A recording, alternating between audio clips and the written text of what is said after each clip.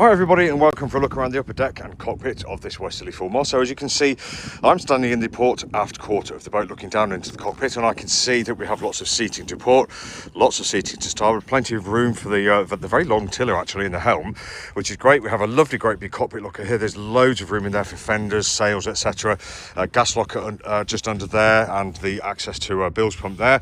You can see that we have got 4 sheet winches here, 2 aft which are not self-tailed, and 2 forwards which are self-tailing winches, which is really great news for you if you're short-handed or you just want that little bit of extra help. And yeah, feeling like a nice spacious open cockpit. Of course we don't have Dodgers around here at the moment, but if you wanted to enclose yourself a little bit more, you could opt for that. And then down here we can just see that we've got the engine throttle here, we've got the engine stop and the engine start, the engine stop, the engine start, and the alarms and warnings and tacho there, all very good. Now if I hop down into the cockpit, we can see that we have got twin compasses, very useful. We've got the autopilot control here underneath. I think that is it's a hop, and it's up and over to the interior there. Nice deep companionway there, so nice and easy to get in. And talking of nice and easy, this rail here, so we have a handhold here, which is great. We often don't see that on spray hood, so really nice to be able to stand here and hang on. Lovely. But this is quite a nice tall spray hood, so it's very easy to get through without having to duck down too much, unless you're really tall, of course.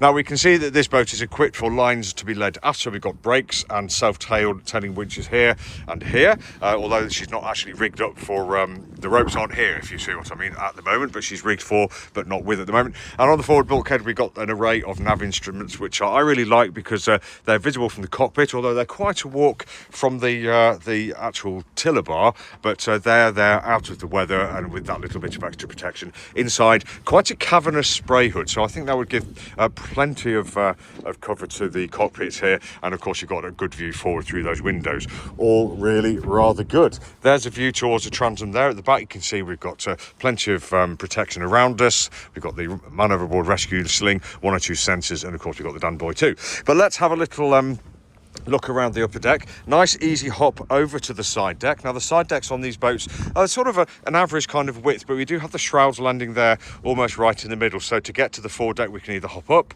or swing round if you're feeling a little bit brave, but not too much bother. We can go from this handhold here and round the corner here forwards, fairly nice and easy, fairly unencumbered. We've got the grab rails along the coach roof there going almost all the way forwards, and you can see on this particular boat we've got a foresail pole here secured down to the deck, so I'm opting to hop up onto the coach roof up here where there's plenty of room to go forwards and not a lot to trip on, although I do concede that we would have lines coming along here into the spray hood if she was all rigged up. We've got the solar panel on top. We can see we've got a hatch there for light and ventilation down to the saloon, and as we make our way forwards we can see we've got again quite a nice open area here. A couple of hatches here. The left hand one is for light and air down into the heads compartment, and the forward one here down into the forward cabin. And if we make our way down to the foredeck, plenty of room here to do what you need to do, and I do like the size of these cleats. We've got 2 nice big fat ones either side and a great big one in the middle there, so that's